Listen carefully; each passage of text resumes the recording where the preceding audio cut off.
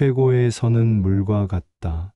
오늘은 물이 우리에게 가르치는 삶의 방식에 대해 이야기하려 한다.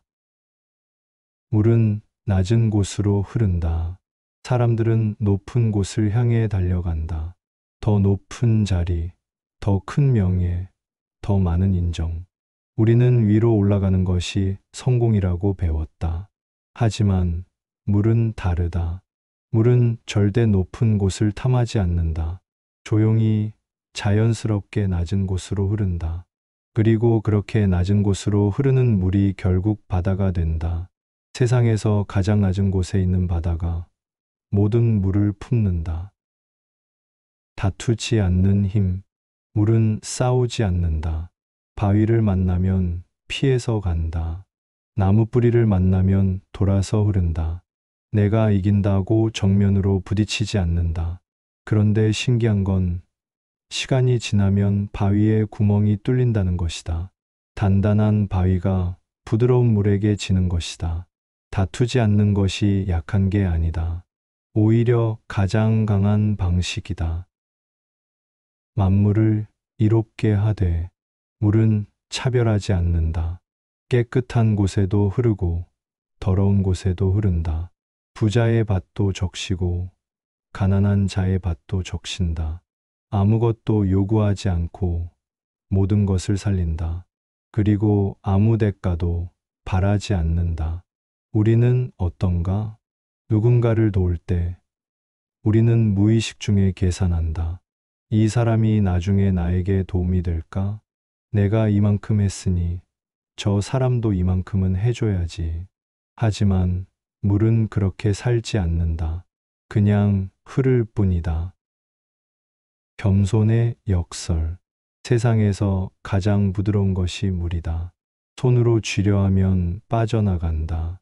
형태도 없고 색깔도 없고 냄새도 없다. 그런데 이 부드러운 것이 세상에서 가장 단단한 것을 이긴다. 어떻게 이런 일이 가능한가? 겸손하기 때문이다. 자신을 내세우지 않기 때문이다. 비우고 있기 때문이다. 우리는 자꾸 자신을 채우려 한다. 더 많이 가지고, 더 많이 하는 척하고, 더 많이 드러내려 한다. 하지만 진정한 힘은 비움에서 나온다. 현대인의 삶, 이 시대는 경쟁이다. 누가 더 빨리, 누가 더 높이, 누가 더 많이. 우리는 끊임없이 비교당하고 끊임없이 평가받는다. 그 속에서 우리는 지쳐간다. 밟혀서도 밟아서도 피곤하다. 그런데 물을 보라. 물은 경쟁하지 않는다.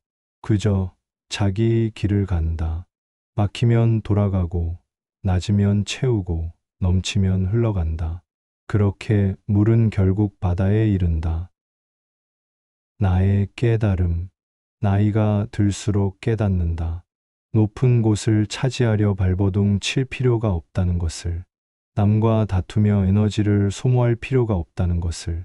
그냥 물처럼 살면 된다.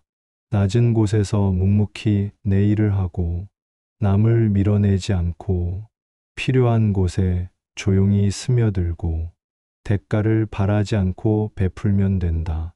그렇게 살다 보면 어느새 사람들이 나를 찾는다. 물이 흘러 바다가 되듯이. 노자는 이것을 2500년 전에 알았다. 최고의 선은 물과 같다고. 물처럼 사는 것이 가장 지혜로운 삶이라고. 오늘 하루 물을 한번 바라보라. 컵에 담긴 물이든 흐르는 계곡물이든 그 물이 당신에게 무엇을 말하는지 들어보라. 아마도 당신은 그 안에서 당신이 찾던 답을 발견하게 될 것이다. 진정한 강함은 부드러움에 있다는 것을, 진정한 성공은 겸손함에 있다는 것을,